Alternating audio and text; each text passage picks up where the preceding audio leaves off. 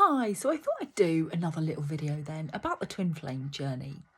And I thought I'd just try and look at this through the lens of a coming through. You know, it is called a journey.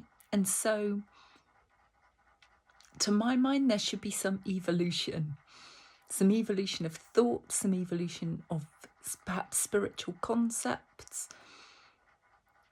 There should be shifts and changes in perspective. And I think that seems to hold. And I feel like you can come to a place of peace, which is beautiful. At least the divine feminines can.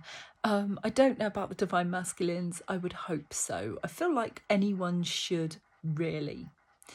And I feel like that's kind of the point.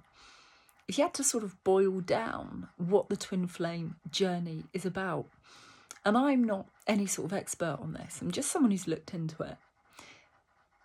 So this is just an opinion. But I would say ultimately it's an inner journey. There's a book called Love and Inner Connection, and it's by a lady called Carol K. Anthony. And it's a really good book. It looks at relationships through the lens of Jungian psychoanalytic thinking. So in this case, it looks at relationships as sort of mirrors of ourselves in some aspect.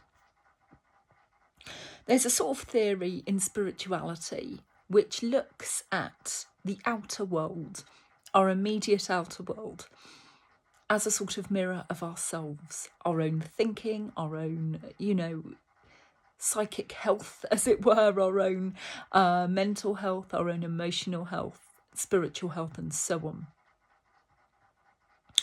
It sort of says that the universe is mind. It's made up of mind, Maybe that seems to track with quantum physics and things like that as well, as we're learning that things aren't quite as solid as perhaps they appear, that we have a measurable effect upon the world around us.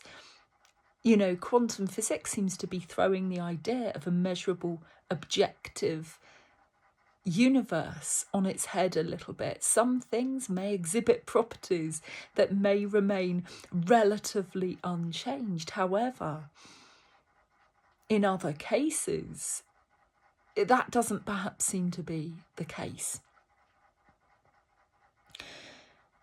And I feel like that book, Love and Inner Connection, I feel like that book is beautiful for the twin flame journey. It's helpful for any relationships. If you're in a relationship and you're finding it tricky going, I'd recommend that book. I'd recommend that book to anybody in a relationship anyway. Her idea is basically that because we're all spiritual beings, we're all loving spiritual beings at heart. But the problems in the world, the problems that we see, are really created through mind and through distortions of the egoic self, And so when people run into problems in relationships, these problems invariably stem from the egoic mind, from distortions in the egoic mind. People who are hell-bent on trying to control issues, well, control could stem from fear. People stuck in pride.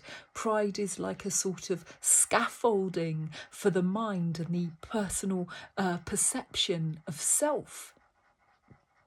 If you allow pride to crumble, it's kind of a humbling process, but it gets you back down to what's authentic and real, and so on. So I feel like this book is golden for anybody on the twin flame journey. I just recommend it. As I say, anyone in a relationship having a few issues, finding a few difficulties, I'd recommend it anyway. But I feel like it really sort of sums up the twin flame journey in that regard. Because the twin flame is your mirror. They're your absolute mirror self. And they're going to bring up issues within you that you didn't even know you had. So if you're on a twin flame journey, and maybe even false twin flame or karmic situations as well, often you're triggered and you find yourself going back to areas where you thought you might have been okay. Childhood wounds is one thing. You may find that there's insecurities stemming from childhood, from fears and so on. We're so used to hearing the word triggered, nowadays, and triggers as being something to avoid. There's trigger warnings in books, for example. The idea is that if you think you're going to be triggered, you swerve a thing. But I was reminded by a person on a YouTube video the other day that triggers can also be an invitation. Because if we're triggered by something, that could signify further healing is needed. And so it might be something that you want to explore gently, carefully, without just automatically trying to avoid the thing. It could indicate that further healing is necessary. And it seems that the twin flame journey really does trigger an awful lot of wounds and insecurities, And it's a journey. It's an incredible journey. It's like a twisty-turny roller coaster. 1 minute you're in hell, and then the next minute you're in a much better place. There are great, incredible highs, but there can be crashing lows as well. 1 minute you're pretty happy and elated, and the next you're, being dragged through the underworld, screaming. But there really is a way through the darkness. And I think I just want to really come back to that. I think some people look at the twin flame journey as a means to an end. They look at the idea of union or reunion as the ultimate goal. They get a bit stuck in the more emotive qualities of it, the darker aspects. And they get stuck in that place of yearning, and they don't necessarily easily go beyond that, but it's a journey. As far as I can work out anyway, because there is such an incredible pull at the beginning of this. And it could be a beginning after many years apart. It could be something that happens after only a few minutes of meeting somebody, But there's a sort of activation phase. And as I say, sometimes that can be latent, sometimes that can be pretty immediate, from what I gather. I don't think there's necessarily any hard and fast rules there. But once you're activated, and especially the divine feminines, as they're known as, you've got the divine masculine, which isn't always the male, and the divine feminine, which, isn't necessarily always a female either in this connection. But the divine feminines will very often have more spiritual experiences. But for both, there's a wild magnetic pull. And it's such a deep pull. It's so arresting that it pulls you out of ordinary reality. It's such a wild limerence style feeling that there's nothing else quite like it. It will have you reaching for books or videos or confiding in friends or tarot readings, etc., to just try and do a bit of sense making. It seems wildly incongruous with what's happening on the 3D plane. That is to say, very often people are talking very little to this person. They won't necessarily know them very well. So it makes no logical sense. These feelings seem to have no correlation in the 3D, no foothold upon which to begin exploring any logical, rational relationship. And so it's quite uncomfortable in a way. You doubt your own sanity at times. And initially as well, there's a spiritual aspect as well. It seems that a dark night of the soul will happen. Your reality will come crashing down. The carefully constructed egoic sort of sense of self comes tumbling down. but there's a spiritual awakening as well. And that's really important to remember. If you're undergoing a dark night of the soul, you will come through this. If you're stuck in a limerence style yearning and you're in a lot of pain and missing this person, emotional pain, you will come through that too. You can come through it. And there's help there from spirit. It feels like a very sacred, deep, dark, spiritual journey. It's kind of like an initiatory process. So it's sacred, it's beautiful, it's arresting, it's difficult, it's all the things. But there is this evolution of the self throughout the process. You won't be the same person a year later. It requires a bit of inner work. It doesn't have to be horrific necessarily, but it requires abject authenticity, a complete surrender to a greater power, a complete trust in the universe that this is a process and it's happening for a reason. The reason may not be union in this world, in this lifetime. Maybe not even in others, who knows? You might not be ready to hear that when you're stuck in the dark, yearning phase of this.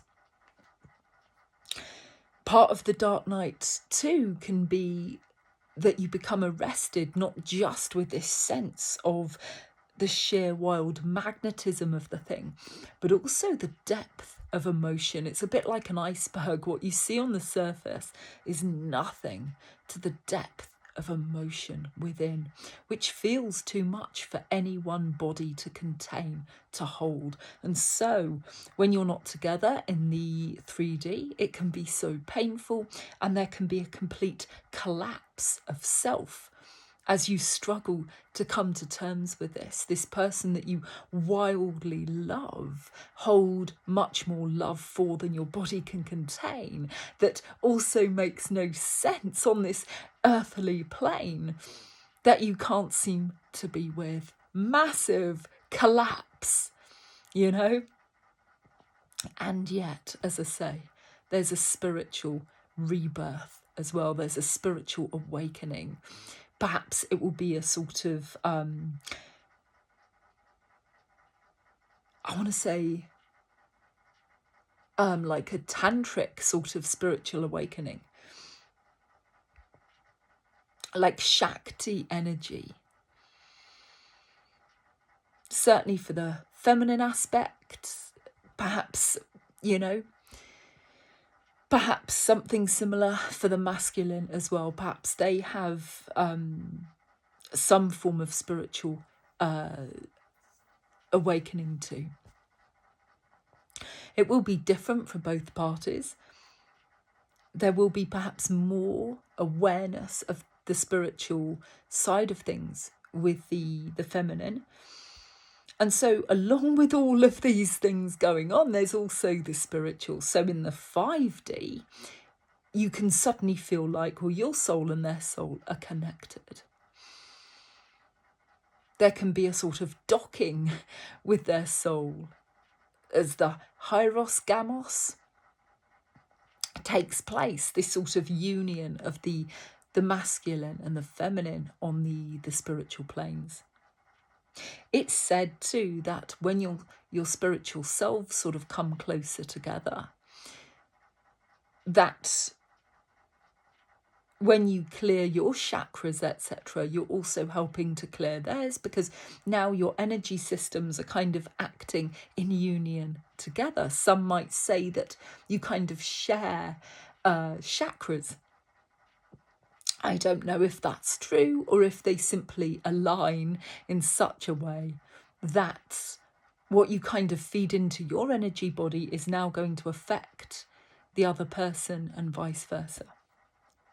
There can be phases of this, phases of union, and in different sort of chakra centers potentially.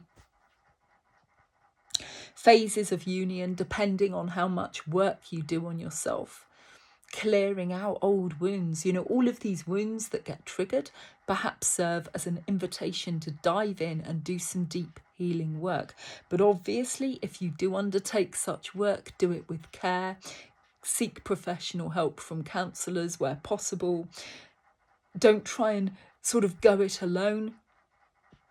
If you're talking about very difficult wounds, approach with caution, as with anything in life. Seek help where appropriate, where you can.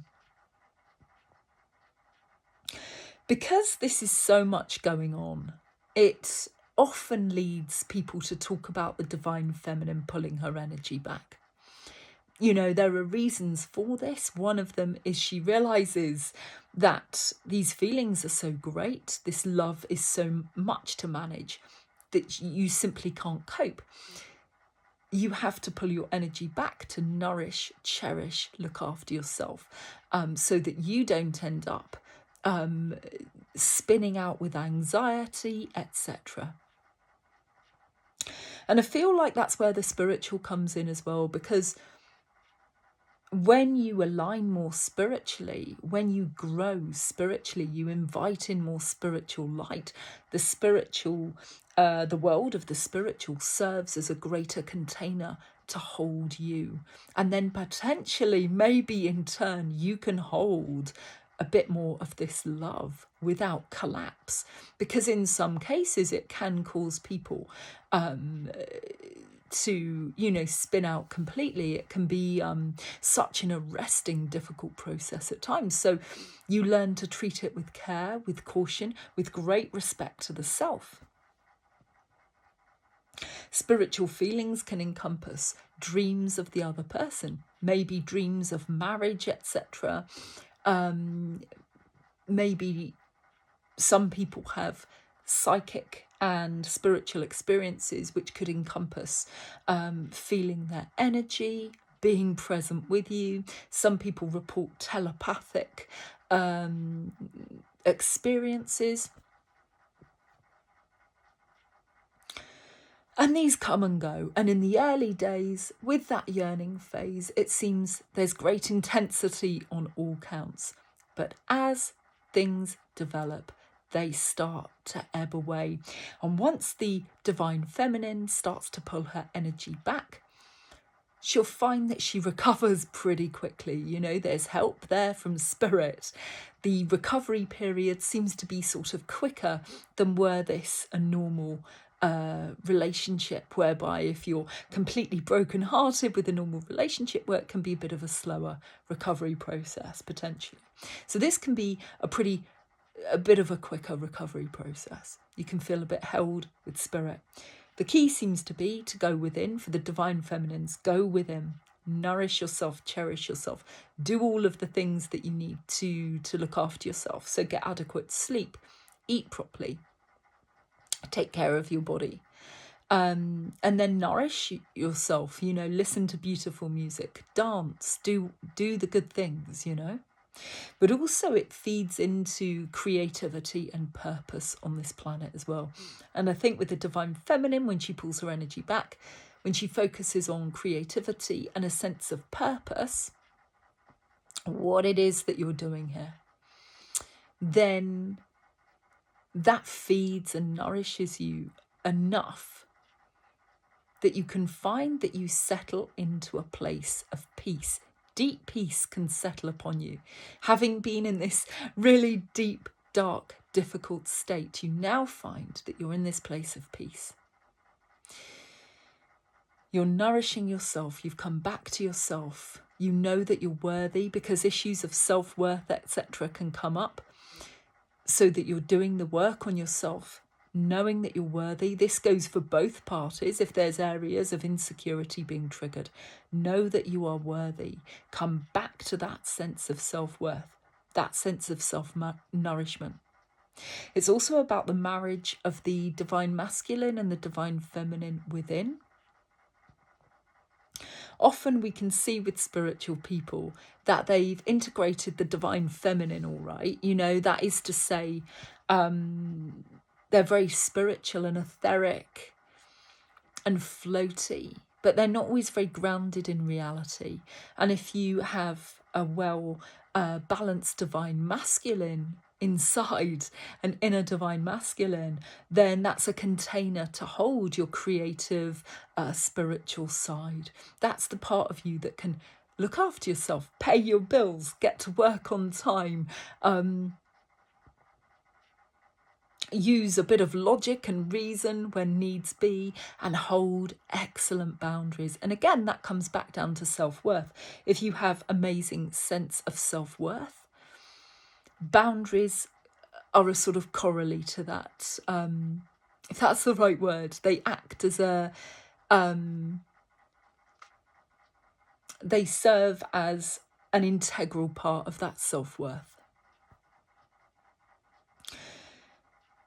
And often we see perhaps ungrounded people not exhibit good boundaries, but also anybody a bit insecure, anybody who seeks a lot of outside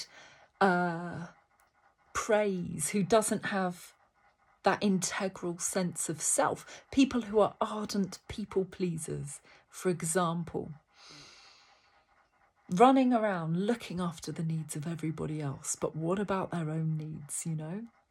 And very often, if you aren't taking care of your own needs, you're not going to be doing an amazing job at looking after everybody else. You're going to be letting people down, and there's going to be complaints, because how can you truly be there for another if you're not truly there for yourself, you know? And when I talk about self-love in this way, I'm talking about not narcissism, not grandiosity, but simply holding yourself with the same value and regard that you would hold a dearly loved friend. Cherishing yourself and having amazing boundaries as well. If you're on that spiritual path, if you've had a bit of a spiritual awakening, that can also feel very ungrounded and quite difficult initially.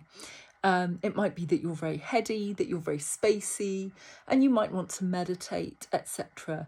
and come back to some grounding exercises to just bring all of this back down to earth a little bit.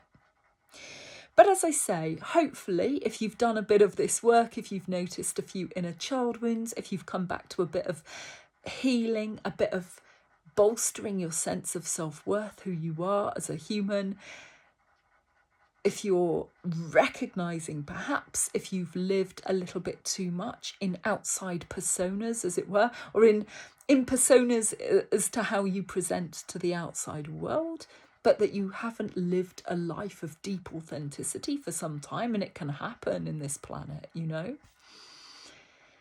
then coming back to that, examining who you are, where you are, how might you course correct a little bit, and so on. So once you start doing some of this work, as I say, you come to a point of peace, deep peace, beautiful.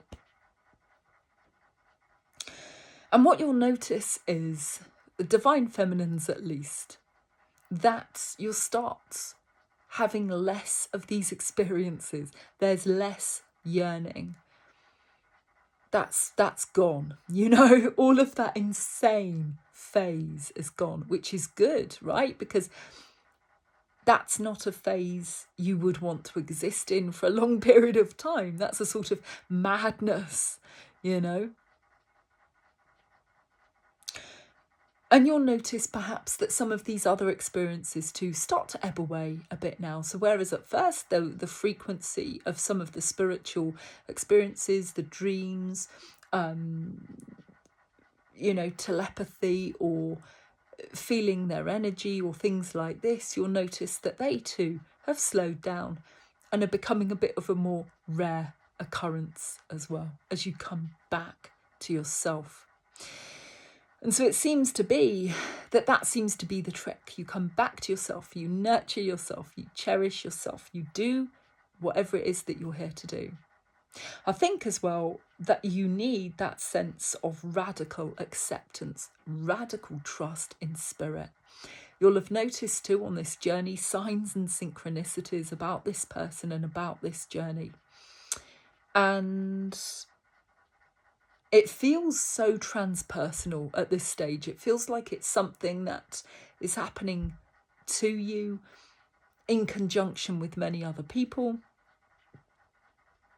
But there's a wider, vaster sort of orchestration going on of which you are a part. But this is no means just about you or this person. There's a bigger story, and you just happen to be part of that bigger story. And it seems that the spiritual aspect then is a part of that in some way as well. So the radical acceptance then, radical trust in the universe, radical trust in God, and go, okay, well, this is happening for a reason. You know, there could be karmic elements at play to do with past lives and so on as well. So diving in, looking for the reasons, looking for the learning experiences. What can you learn? Self-love is one of the things that's probably going to be across the board pretty much, is one of the things that you can learn. But there may be other lessons as well, specific to you. And you'll know about those lessons because you'll know what your trigger points are. You'll know what you've found difficult. Maybe it's got you examining patterns of relating. Maybe it's got you looking at your personas in the world and how you've been. Maybe you've been running on empty for a little while, being a bit performative instead of showing up with authenticity. Maybe you've lost yourself completely, etc. I think it's a journey that asks for radical authenticity. It's a journey that invites you to step up to who you truly are. It's got this transpersonal nature to it. It's an invitation, a shedding of an old skin, a shedding of a way of being, a shedding of an old you, and a stepping into something new. And I don't think it's any less of a journey than that. And so it asks a lot of you. It takes a lot from you. But then I think it also starts to give you something back in return. When you realise that what you needed, yearned for outside of yourself was within yourself all along. That is the transformational nature of this journey. And I believe that's the kind of metamorphosis that you'll be experiencing on this journey. You're going to experience at least one metamorphosis, and I think that's one of them. When you have this sense of peace, you start to have that feeling that what you sought in them, what you yearned for in this person, you have within you. You contain them within you. And you can recognise this, I think, not just from a sort of intellectual perspective, but I think you can start to have a feeling as well of knowing that suddenly this energy that you yearned for outside yourself, you feel it now within you, within your heart. You feel them within you, you know, not just on this energetic level, but almost in a deeper, more authentic way, that they are you and you are them, you know, and that you don't necessarily need to come into union together. You are still together. You still carry them in that way, and they will carry you. So I feel like that's one aspect of it. That's one learning element of it. I think there are probably others too. But for me, I feel like there's a very deep and powerful aspect there. As within, so without. I think it comes back down to that Hermetic principle. Everything that is within you is mirrored outside of you in your immediate vicinity. So what is this relationship teaching you? What is it teaching you about yourself? The person that you are mirrored with, what are they mirroring back to you? What can you learn, you know? So there's spiritual progress, there's spiritual learning, spiritual understanding, psychological understanding of yourself and probably them too.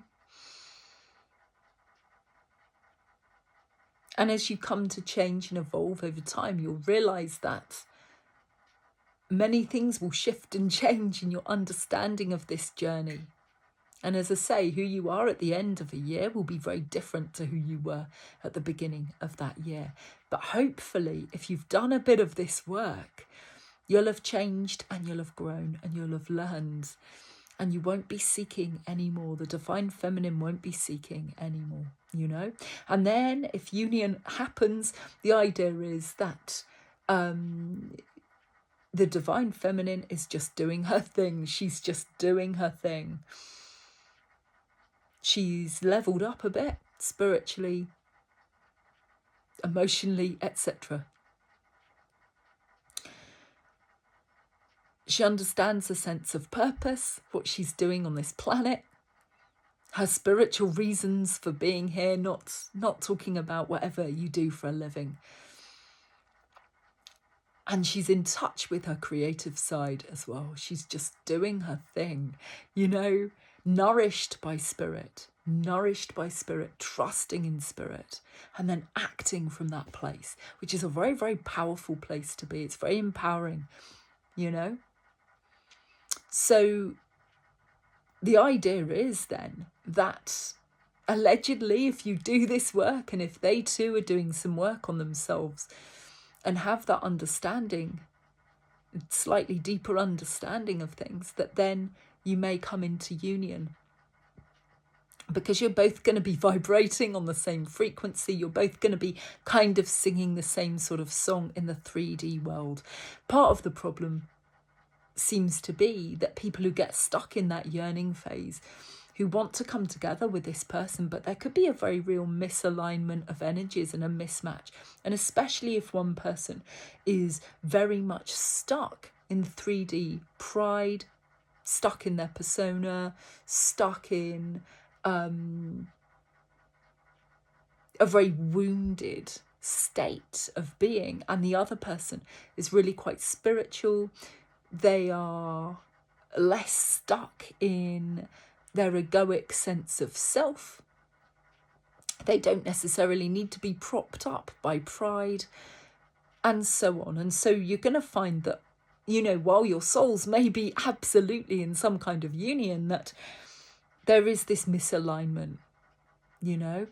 And if you were to come together in such circumstances, it would probably be horrendous, because it probably wouldn't last. The weight, the enormity of the connection could still break one or both parties, potentially, you know.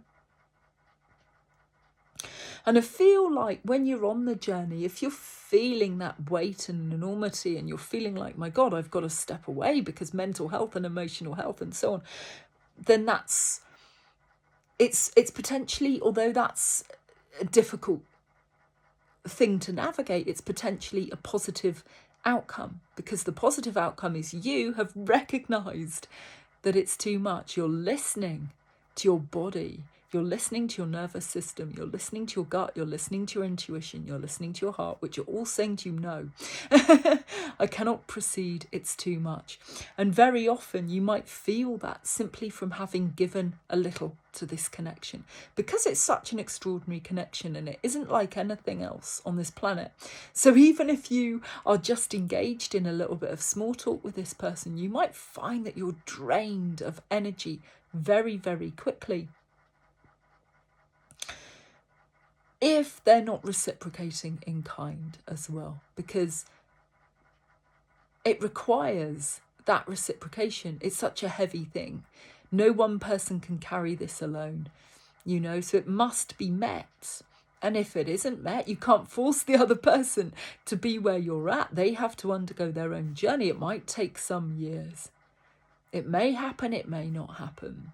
But that's on them. That's for them to do. You know, that isn't for you to worry about or to try to carry. And so if you're giving to a connection that's depleting you, any connection in this way, it's a warning from your body to say, hey, it's not working. It's not right. The energies are misaligned. Step away, nourish yourself, come back to yourself. Give to yourself that which you seek from the other person. You know, nourish, cherish, honour yourself. And as I say, when I talk about this, I don't mean in a grandiose way or in a narcissistic way or anything like that. Simply honour the person that you are. Know that you are worthy, that you are no less worthy than any other human on this planet, that you too carry this God spark within you. We are all of us eternal souls. We're walking around in human bodies, these temporary human shells.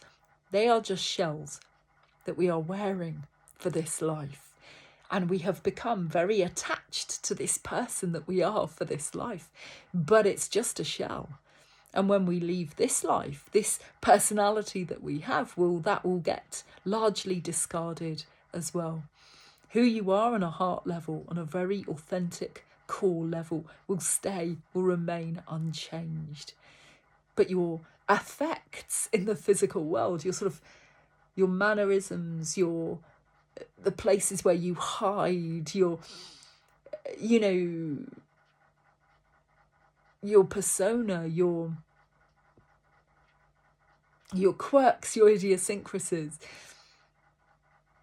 the way that you speak, the way that you think, all of these things that make up a person.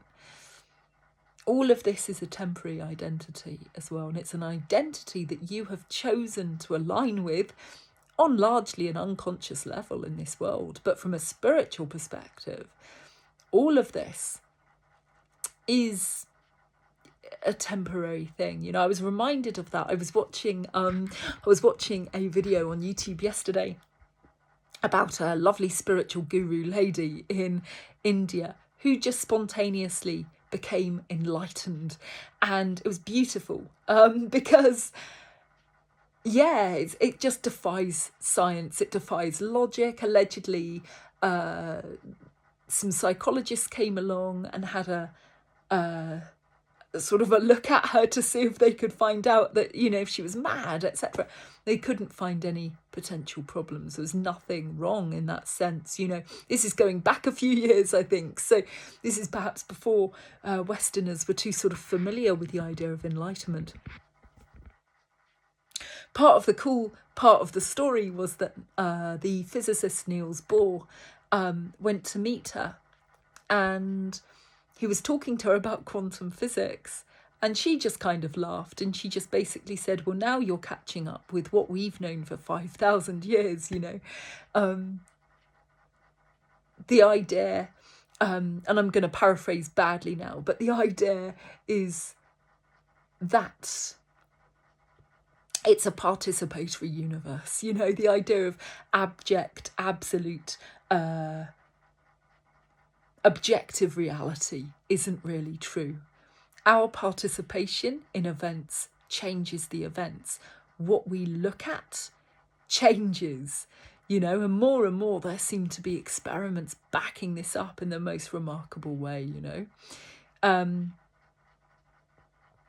was watching, there's a guy called Greg Braden as well on YouTube. He's so good. And he talks a lot about the sort of quantum physics side of things. And he was talking about an experiment whereby I think they had some donor DNA from this person, this individual, and they were testing this person and the DNA. And basically, even though they were in the same room, the person was watching, I don't know, some quite emotional TV program or what have you. And they were testing emotional responses. They were testing responses in the body and so on. And at the exact same time, this DNA that they had that was in this other room,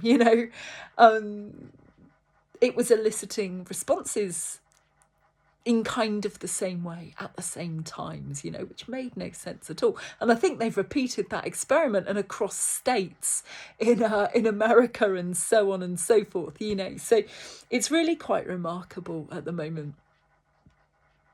The way that we think of the universe working in Western society just isn't the way that things actually are. The idea of our individual selves as being these sort of encapsulated little things impermeable to the outside world just doesn't seem to hold either, I really like the idea that, say, in shamanic thinking, in perhaps other languages, say Welsh or, other perhaps Celtic languages or other shamanic sort of tribes folk type of languages, that there aren't necessarily words to describe things in such individualistic ways.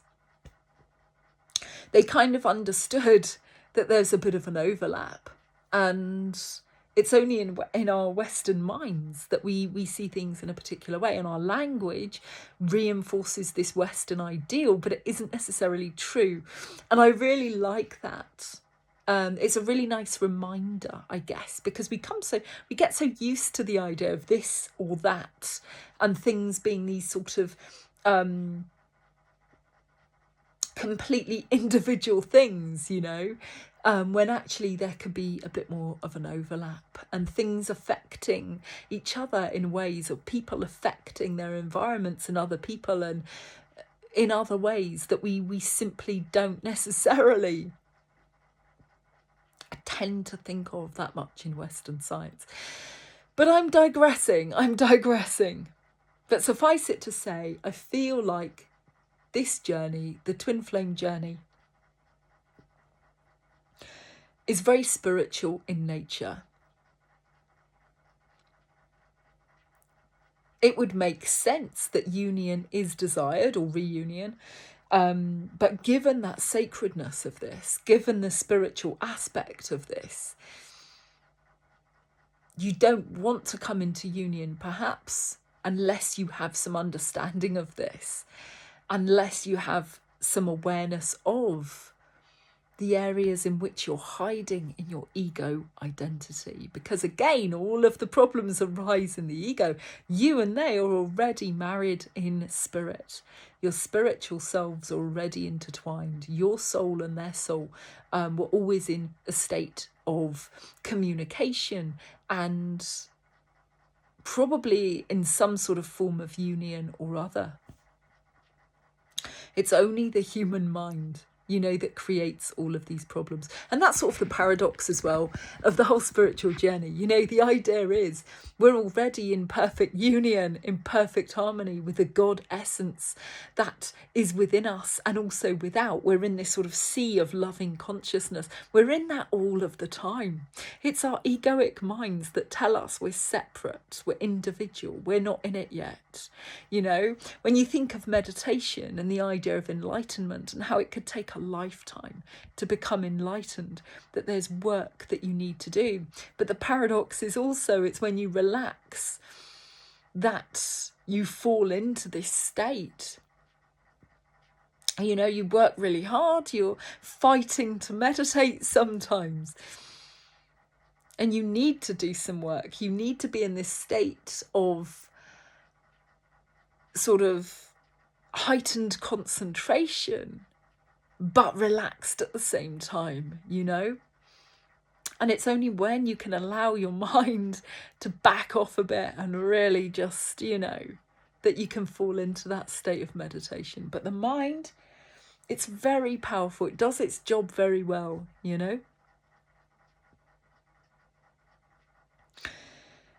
And the idea isn't necessarily perhaps complete enlightenment for every individual. We're here for a reason. This lovely guru, her idea was basically that it's kind of almost like a game. We come into this world in this state of unconsciousness. We have no idea of our spiritual selves. But were we to know completely, well, the game kind of ends. Part of the fun of it, I suppose, is discovering our spiritual selves, our spiritual natures. It's a discovery and a delight when we do. But of course, there's so very much darkness on this earth. And that's very real, all of the suffering. It's horrific. But there is a lot of light as well. And we have to step forward into as much light as we can. We have to hold that light, Gregg Braden, one of the other things that he talks about is the sort of measurable heart field. He talks about an institute called HeartMath, which I guess is probably largely an American organisation, where they really look into the nature of the heart, which has its own sort of measurable field. And I think the heart field measures, I don't know, maybe up to around 5 feet outside of the body. It's really quite a powerful field. If you were to measure the mind field, for example, that would be about 1 centimetre, I think. 1 or 2 centimetres perhaps from your body, from your mind. Whereas the heart, very, very powerful indeed. And love can really change things, you know. It sounds like the oldest cliche in the book, but it isn't. It really isn't. Given, you know, coming back to quantum physics and things like that as well, the idea that who we are, our intention, the amount of love that we hold can literally affect other people around us, you know. I mean, then you're getting into the Maharishi effect and the idea that maybe group meditations, etc., might be able to reduce the level of crime in an area and so on. That your force field from your heart, if you're in your heart, if you're in a very high state of compassion, empathy, love, all of these higher frequency things, that could actually influence people around you to a degree. And then if you get together with other like-minded people and you meditate in this state, do you know, heart-centered meditations and things like that, and you're putting that out there, what could that then do? And then you gather more people together and so on. What could that do, you know? We have barely begun to scratch the surface as to who we are, really, in terms of spiritual power, you know? Power for the good. And so who we are in the world matters. Our intent matters. Our intent, our feelings about ourselves can literally be mirrored in people around us. And what am I talking about when I'm talking about being mirrored? One of those things is literally, again, based on how you see yourself. That's how powerful the mind is. It will draw in experiences which mirror, which match as well. How you view yourself. And a really good way to test this out is if you're having a bad day. You know, when you get a day, when you wake up grumpy, you wake up on the wrong side of bed, feeling like you're in the wrong universe, everything is wrong, you stub your toe on the bed, you spill coffee over yourself, you trip up as you go out the door, you just feel like the whole day is doomed before you've even started. Maybe you're a bit emotional to boot, so you're just having this really awful day, right? But then chances are you're going to notice that because of this vulnerability within you now, that other people exploit this vulnerability either by accident or on purpose. Maybe your boss is a bit more cruel. Maybe somebody's a bit shouty, you know, on your way to work. Maybe you're just meeting a bit more aggression and a bit more unkindness in other people. And that mirrors and kind of exploits this flaw within you on this particular day, which is you're feeling a bit vulnerable and a bit, maybe you're feeling a bit more or a bit less secure than normal. Maybe you're feeling a bit insecure and you're just feeling a little bit vulnerable. And so here are people now just highlighting this. They're just highlighting this in quite a painful way, potentially, you know. When you are stronger in yourself and you're having a better day, suddenly some of these problems just melt away and they're just not there. You're holding yourself in higher regard. You're strong in how you present the world, and people around you are respecting that strength. They're respecting your space and they're treating you in a much different way. Literally, it's how you view yourself. You know, there are other ways to test this out as well. When it comes back down to love, comes back down to your heart.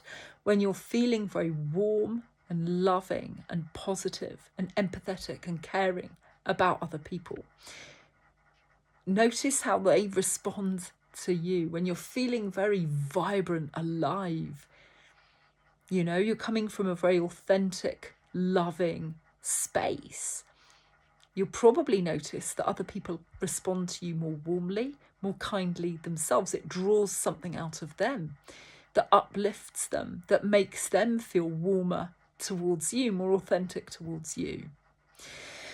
Conversely as well, if you go out into the world again and you're feeling angry, full of anger and bitterness about everybody, you're gonna find probably that you're attracting in experiences of anger and bitterness, and that other people are feeling less kindly towards you and so on. So how you view yourself matters. And I think shamans knew this as well. You know, I think one of the things that shamans will talk about is intent. You know, if you go on any plant medicine retreat, your intention matters. How you view yourself, what you would like the medicine to help you uncover or to explore. All of these things help awaken you to the power of you, the power that was in you all along. You know, modern society deadens us, has us looking outside of us for everything, puts us into victim mentality sometimes. Oh, why is this happening to me? And so on. And when you go into that mentality, you disempower yourself very, very easily. And of course, there are times when people are victims. I'm not talking about that. I'm talking about the times when, you know, when, say, you've got to, coming back to boundaries and things like this as well. So say if you've got to go and visit somebody that you'd really rather not visit them, and you can hold the idea, oh my God, why have I got to do this? This isn't fair. I don't want to have to do this. Immediately that disempowers you, because you're putting this agency that you have onto something else. This is something forced upon you. If you can't change the things, if you have to go and visit this person, say, then it's really important that you change your attitude where you can. So instead of saying, oh, why me? Why do I have to do this? Yada, yada, yada, which puts you in victim mentality, then come back to the place of how can I be of service? You know, similarly, if you're stuck in a job that you hate, you're having a really rough time, fed up with your job, so on and so forth. If you have to stay in the job, try and switch your attitude to one of service. You know, no, this job doesn't represent all that you are. How can you be of service? How can you help? In that way, you're empowered, because it doesn't matter what you're doing. It's how you're showing up. You know, how can you help other people? Immediately switches you out of victim mentality and empowers yourself. Very simple little ways in which we come back to our personal power. But it's so important that we do this. So important that we do this. As I say, modern society disempowers us in so many ways. So many ways. We are looking outside of ourselves for answers all of the time. Most of the time we have the answers within. We can go within and have this self-inquiry, you know. Coming back to quantum physics and things like this, the mind-body-spirit connection, the stories that we tell ourselves about ourselves and about the world matter. You know, Bruce Lee used to say that if you talk about yourself in a negative way, your body will respond as though it's real. Your body can't differentiate between what's real and what isn't real. If you're watching a horror film, your body responds as though this is really happening in some ways, you know. Start telling yourself decent stories about yourself, holding yourself in this high regard in a very deep way, you know, and your body will start to respond in kind. You know, tell yourself negative stories about yourself. You're holding yourself in low regard. That's very low vibrational, low frequency stuff. That's a place that isn't going to empower you, isn't going to be good for you. Holding yourself in higher regard, holding higher frequencies of love and things like this. This is healing stuff. This is stuff that your body can work with, you know. So while it's kind of important that we note the darkness in the world, we have to look at it, but we mustn't become the darkness. The idea is that we drag the darkness into the light, that our own personal darkness, we come through it. We find that way through back to the light. Is so important. Otherwise, we get lost. People get lost to the darkness all the time. But that's not what we're doing here. It's very easy to lose our way, especially when we're not given the proper tools to begin with of knowing who we are spiritually, which would empower us in this world. So it's really important that once you start to get a bit of this spiritual thread, that you embody it as much as possible, and it will guide you right. It will see you right in this life, and it will help hold you. You'll still have to walk your path. You'll still have to walk through the darkness and difficulty, but you will come through. You know, and it can help hold you in that regard in a very powerful way. And in turn, you can then be nourished and cherished and held by spirit, and then you can become a container to help hold, nourish and cherish others around you.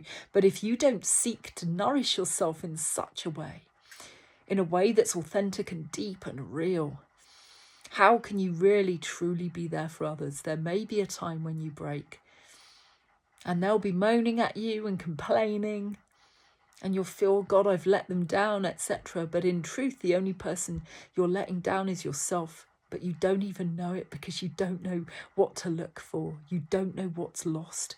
That's not your fault. That's a society which wants you disempowered so that you're reliant upon it. But once you start to find the answers, then it's your personal responsibility. Once you awaken to a bit of truth, then you have a bit of personal responsibility to continue with that, become the warrior that you are, you know, that everybody is, a spiritual, loving warrior, you know. So all of that is a bit of a detour, but ultimately, I believe that the twin flame journey is about spirit. It's about a spiritual journey as much as anything else. You go within, you find that marriage of the feminine and the masculine within. You go within, you get the nourishment that you need. You fight. You may have to fight initially to come to the surface. You may feel like a wave has pulled you under and it's drowned you.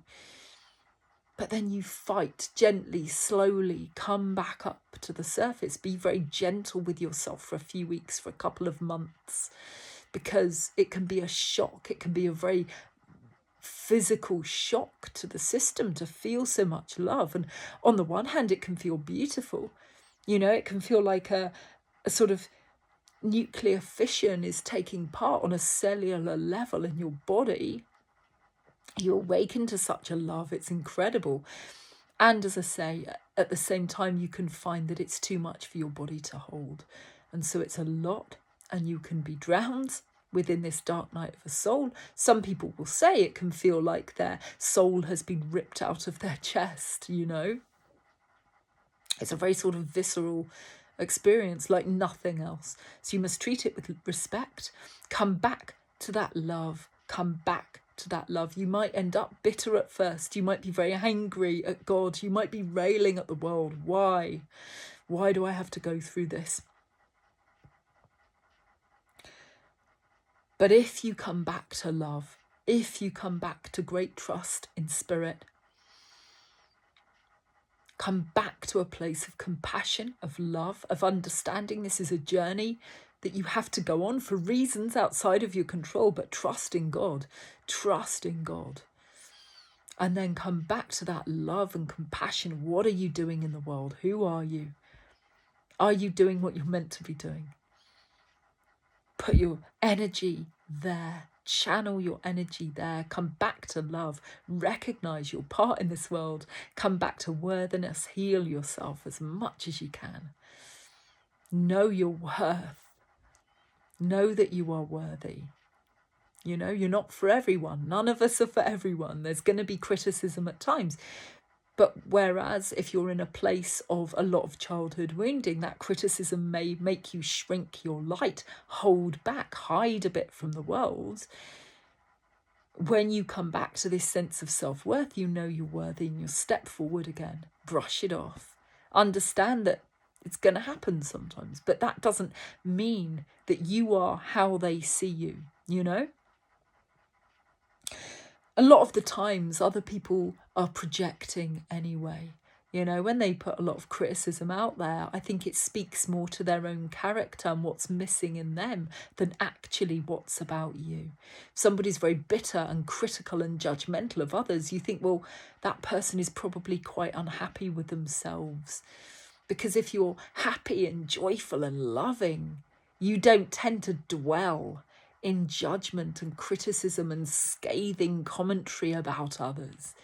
It speaks to your state of mind. It speaks to your own mental and emotional well-being and your own spiritual well-being as well, you know? So try to always come back to being more open-hearted where you can, with the caveats, you know? You can do that when you're held by spirit. You can do that when you hold yourself in high regard, and you will fight for yourself if necessary. You know, you don't want to be open-hearted and then boundaryless in this world, because then you might get eviscerated completely, you know. Be boundaried, be strong, but also know when to be open and when to be receptive as well. And that's the marriage again of the yin and the yang within you, you know, the divine opposites. So it's a journey, but it isn't a journey that you want to stay in the state of yearning over. And if you found yourself endlessly unhappy for months on end, then come back to who you are, what you're doing here, your love, your joy. Fight for that.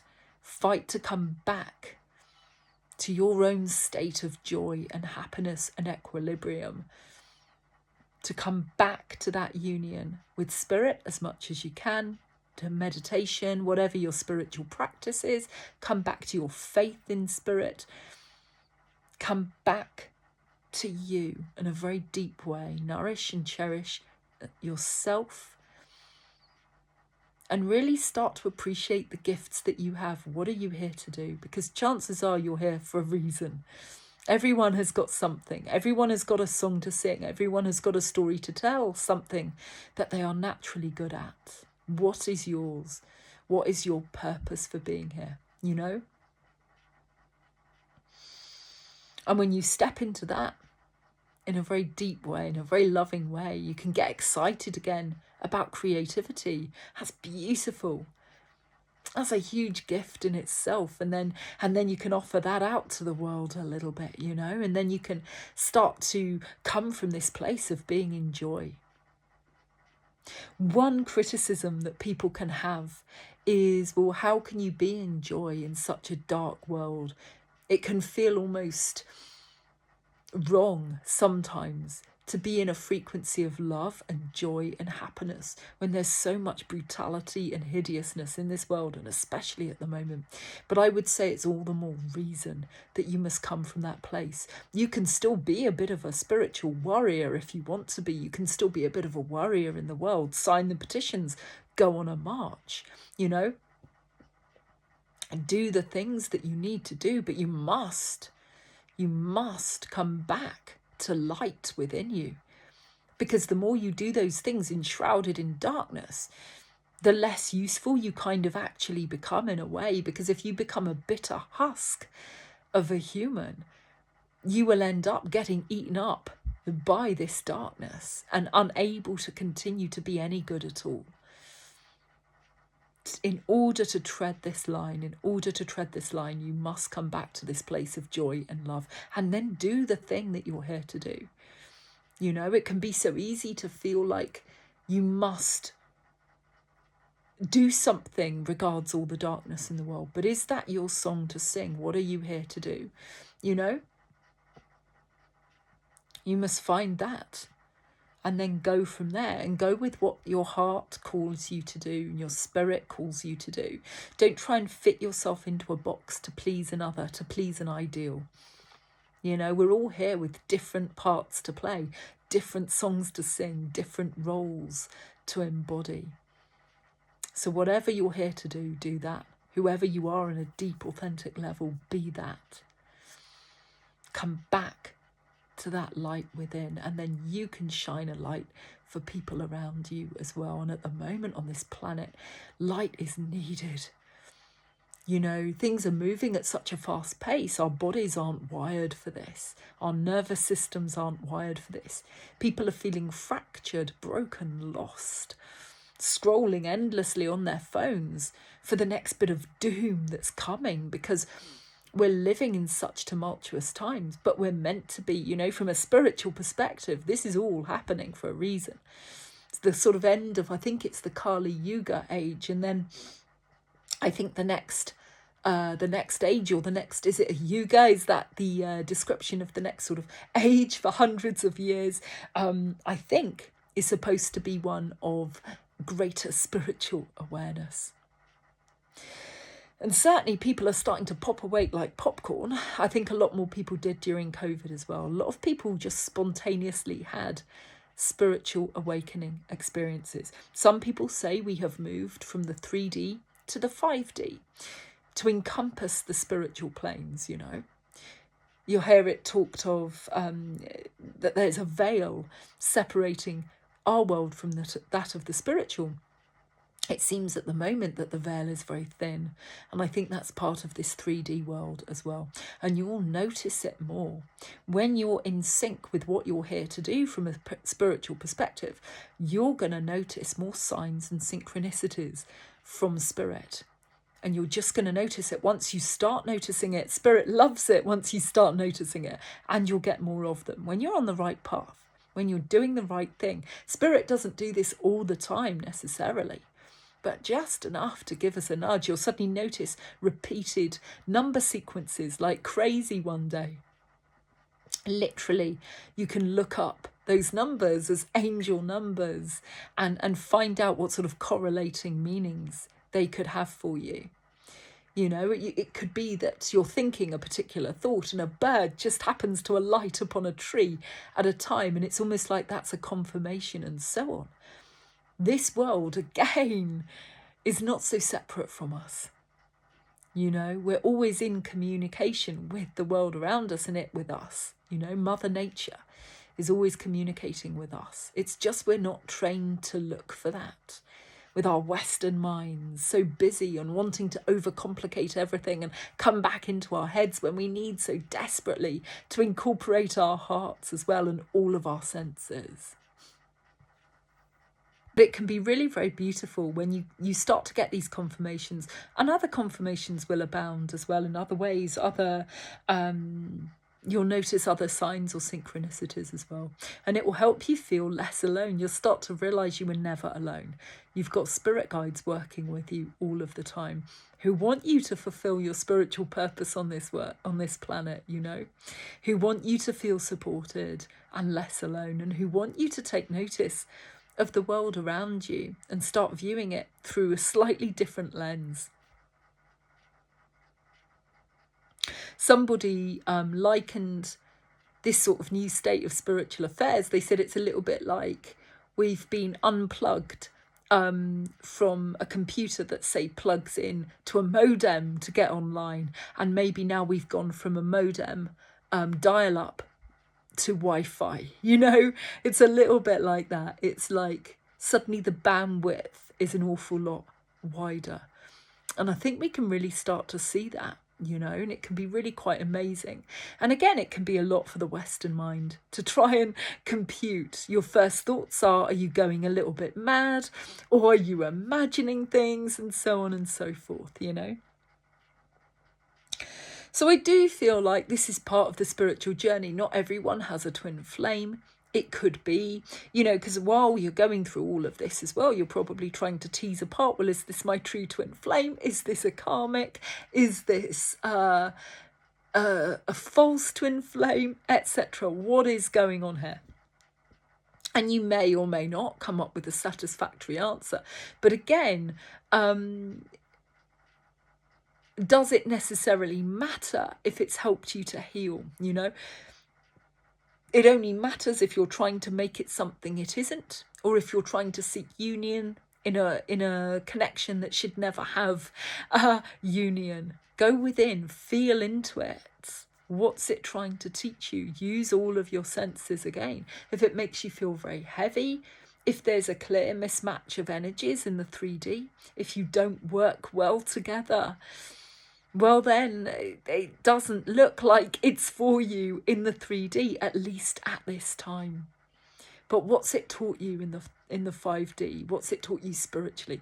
What's it taught you in the 3D, say emotionally or psychologically? How have you learned to become empowered through all of this difficulty, you know? So I feel like if you start looking at the journey like that, then that's where some serious magic is going to happen, because it's another tool to empower yourself by, you know.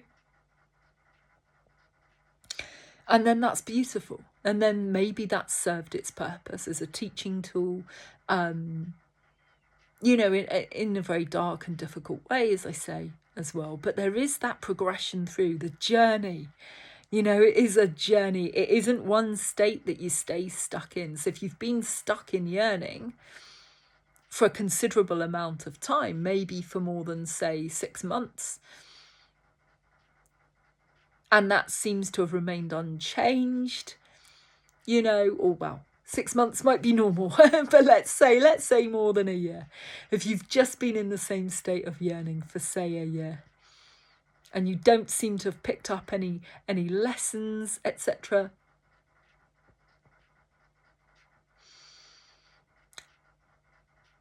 then you may want to question, is this twin flame or is this something else, you know?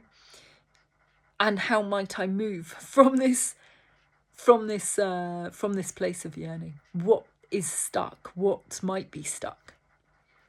How can I come back to this place of loving trust in the universe, you know, and so on.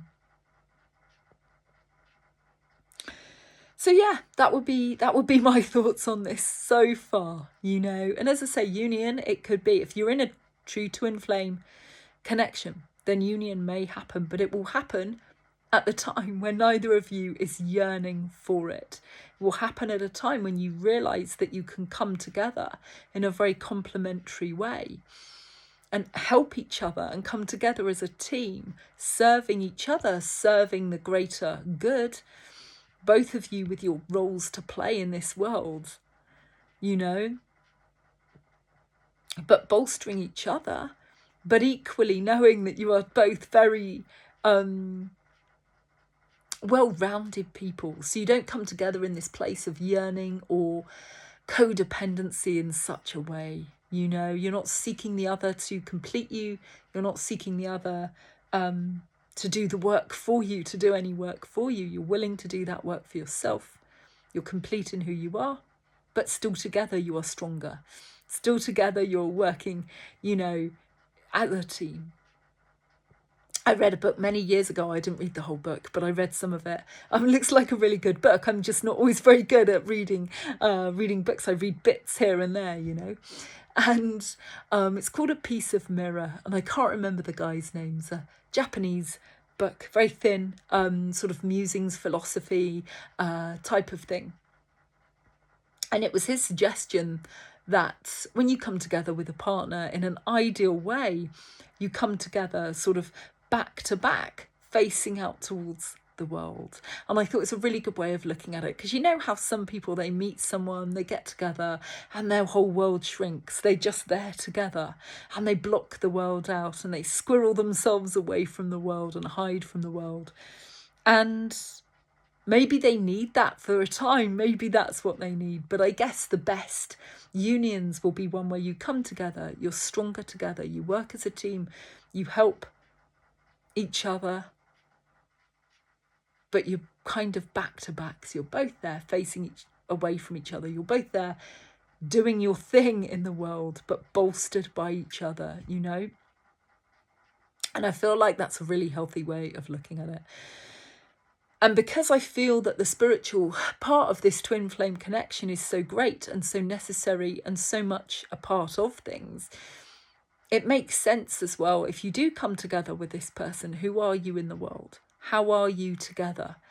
Do you bring each other up, or do you just go crashing down into anxiety? Because if it's the latter, chances are it isn't your twin flame, or one of you is unawakened, or both of you are, or this isn't your time, you know? Because this isn't a connection like any other relationship. This isn't here in any way for you to just crash down into the sort of insecurities cooked up by, you know, left brain type of stuff. And if this person is putting you into this place, or you're allowing yourself to be put into this place, to talk about this from an empowered perspective, then chances are something isn't quite right, you know. So yeah, just feel into it, just see how you go. But if you're in that yearning stage, take heart. If you just come back to love, come back to self-nourishment, pull your energy back to yourself, you will come through this. This isn't a state that lasts forever. And it might feel very hard to hear, because when you're in that yearning phase and all you want is this other person, and all you want to hear is, yes, you'll be together one day, because you crave it so very much, you need it so very much. But it sounds so weird to hear, but you will get to a point, where you don't need that anymore. And it will be sooner than you think. This is not a forever state. You get to a complete state within yourself of happiness, peace, inner union.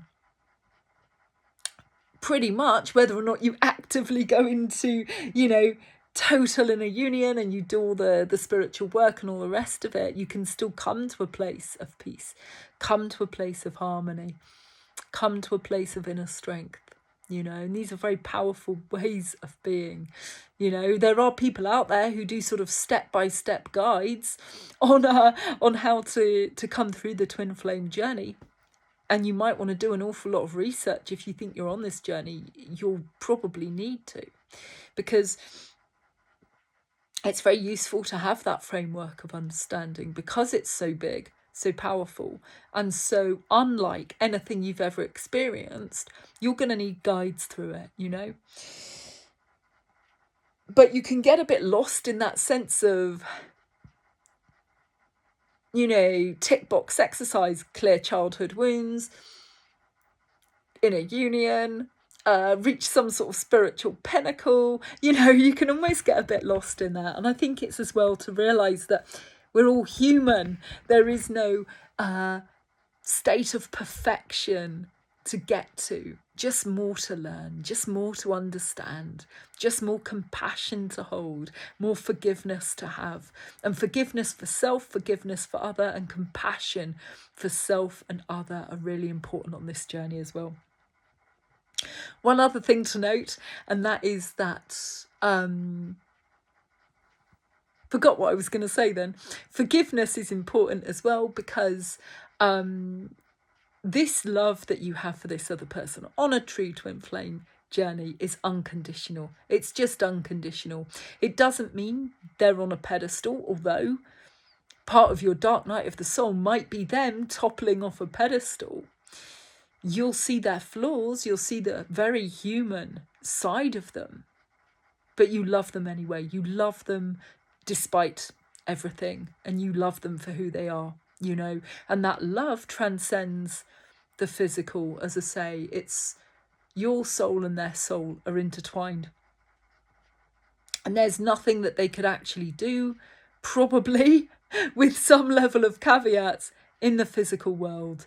It's a very strong, very powerful love in that regard as well. And that's kind of why forgiveness is so key as well, and compassion, and coming back to these sort of places, So yeah, I'm going to wrap it up now. I'm going to leave it there. It's been a longer video than I thought I'd make, but it suffice it to say, you come through. The dark night of the soul, you will come through. That feeling can feel so crashing and terrible and difficult. You come through. You come through to an entirely different space. And that self-empowerment, when you've done that, is a very beautiful thing. To realise, oh, okay, had it within me all along, to get to that point. And you will. And you will. You've just got to do a little bit of work to get there, in conjunction with spirit, in conjunction with your spirit guides. Reach out, ask for help from them as well. Ask for help from God. You're not here alone. You've got your spirit guides. You're not going through this on your own, So yeah, I hope that helps somebody tonight. It's been a bit of a longer video than I wanted to make, a bit meandering in places. But it's a very strange journey, and I hope you're just getting the help that you need. There's a lot of really good resources on YouTube. There are some really good videos. Some people are really switched on to the twin flame journey. One of the peculiar things about it seems to be the transpersonal nature of it, that many people are going through very similar things all at the same time. And if you look at tarot readings for the collective, you'll notice correlations. There can be a switch of mood overnight, and suddenly 10 videos will all be talking about a new direction of feeling that's happening for the collective. It's really very peculiar, but again, it just shows the spiritual transpersonal nature of this. It isn't just you going through this on your own. You're not at all, not at all. It's still quite an unusual connection, the twin flame. Not everybody has a twin flame, but you're not alone. There's still quite a lot of people out there, you know, going through the same thing. And ultimately, I think it's a journey going very deeply into yourself in a very spiritual, loving way. And if you can hold on to that love, hold on to that light, even in your darkest night, or as light a match, to come back to the light as soon as you can. If you hit that dark night of the soul, you know, you will get there. You will. You come out the other side. So yeah, hope that helps. Take care. God bless. Night.